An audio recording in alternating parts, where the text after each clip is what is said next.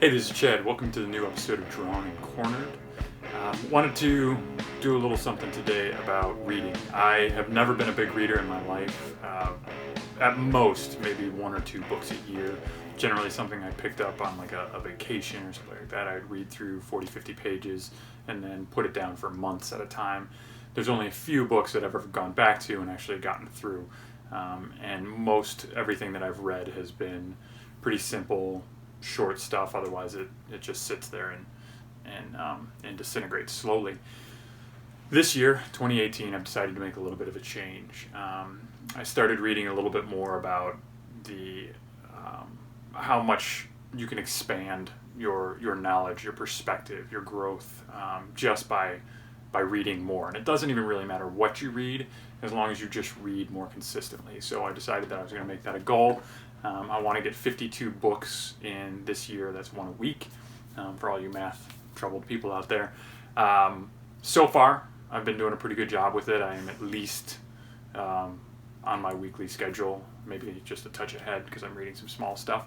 But I wanted to let you know some of the things that were out there that kind of interested me and the things that I'm going to be attacking.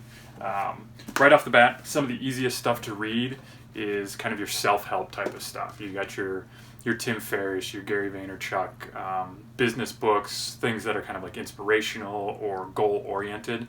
Kind of what got me on this goal of 52 books in 52 weeks. One of the best books that I think you can read to kind of like motivate yourself to move forward in whatever capacity, if it's book reading or a business, whatever it might be, is Tony Robbins.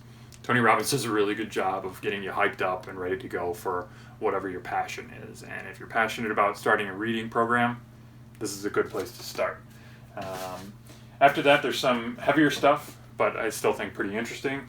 There's this book by Lieutenant Colonel Dave Grossman called On Killing, which goes into a lot of the aspects, the psychological aspects that surround killing, from the Revolutionary War through the Civil War to World War II and Vietnam.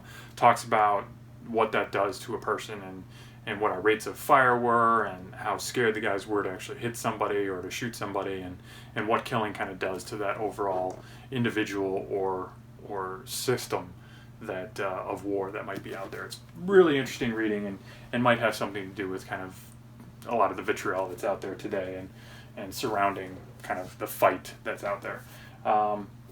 Another great book that I really dig on, or another great author, is Stephen Pressfield. I haven't read this particular one, but he wrote an account of the battle at Thermopylae, which is what 300 was based off of, and it's extremely easy to read. It's a great story. He dives right in, and it's got some visceral accounts of bloodlettings and war and everything. It's fantastic. It's a great read that'll keep you really, really going. And I'm hoping that I can learn a little bit about Alexander the Great with a similar type of ease.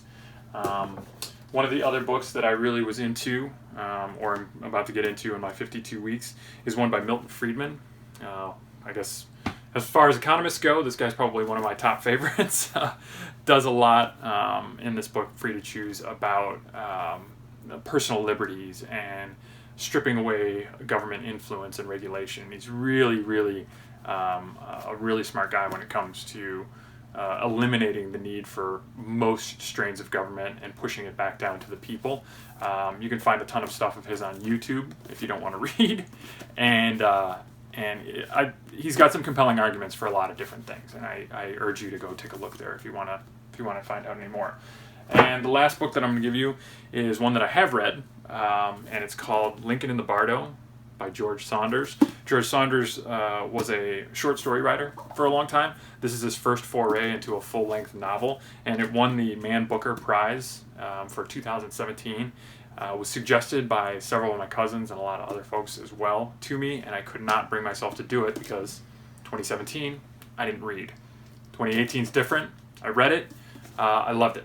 This is the only book that I've ever cried in other than Where the Red Fern Grows in third grade. It is extraordinarily compelling and thoughtful, and gets right down to some really compassionate tones that I think would resonate with just about anybody, but especially fathers out there. This is an incredible read, and not a difficult one either. I think this took me 2 days, maybe 3 days to get through. So It's really spectacular. Again, Lincoln in the Bardo, George Saunders. If you're going to read one book this year, let it be this one. Okay, so that's all the book recommendations I have initially, but my goal, I guess, in pushing this out is to say, read more. Whatever's interesting to you, find a Barnes & Noble, spend half an hour just digging around in there. If it's young adult fiction, fine. If it's musical memoirs, great. If it's political or news-based, if you want to read the latest Rush Limbaugh or Chris Cuomo book, fine. Do what you got to do. There's a ton of great stuff in there. Fiction side, you can go anywhere between mystery and murder and cop stories and space stuff, and there's just anywhere to go. But start reading more because it will open your eyes to a lot of different things and provide you a new avenue for hobby that I think that TV and movies is kind of falling flat on. So open a book, do a little bit more reading. Thanks for watching. I hope you enjoyed it. Subscribe below. We'll be putting out videos every now and again. And we also have a podcast. If you head over to iTunes, you can check out the Drawn and Cornered podcast with me and my buddy. And I think it's a good listen. When you're not reading, of course, check out the podcast. Thanks a lot.